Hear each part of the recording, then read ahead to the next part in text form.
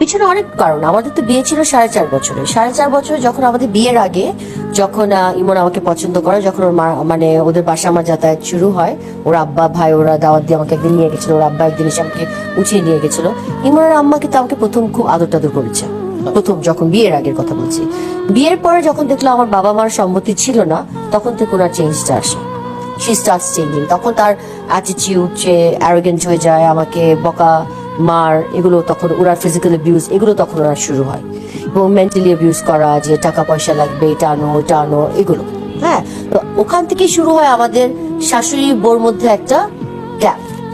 এবং ওই গ্যাপের মধ্যে শুধুমাত্র আমি থাকতে পেরেছি ওই বাসায় 9 মাস, ওয়াজ অনলি বিকজ ইমন আমার সাপোর্টে ছিল। যেদিন দেখলো ইমনের মা আমাকে মেরেছে, ইমন তখন স্নেহ শুটিং থেকে, বান্দরবন থেকে, গাজী মাজহারুল আনওয়ারের শুটিং, যেটা মৌসুমীর সাথে ছিল স্নেহ ছবির, সেই শুটিং থেকে ইমন চলে এসে বান্দরবন থেকে একটানা চলে আসলো ঢাকায়। ঢাকায় এসে আমাকে নিয়ে আলাদা বাসা নেয়। যে নীলাচদের মধ্যে she was extremely dominating.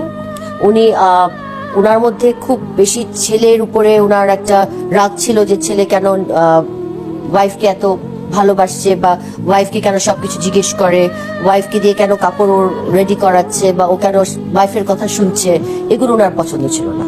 And উনি খুব ডিফিকাল্ট একটা মহিলা, ওনার সাথে কেউই থাকতে পারবে না। ক্ষতি সবার হয়েছে, ক্ষতি তো মায়েরও হয়েছে, বাবারও হয়েছে, ভাইয়েরও হয়েছে, আমারও হয়েছে, হ্যাঁ, দর্শকদেরও হয়েছে। তো ক্ষতি তো সবারই হয়েছে।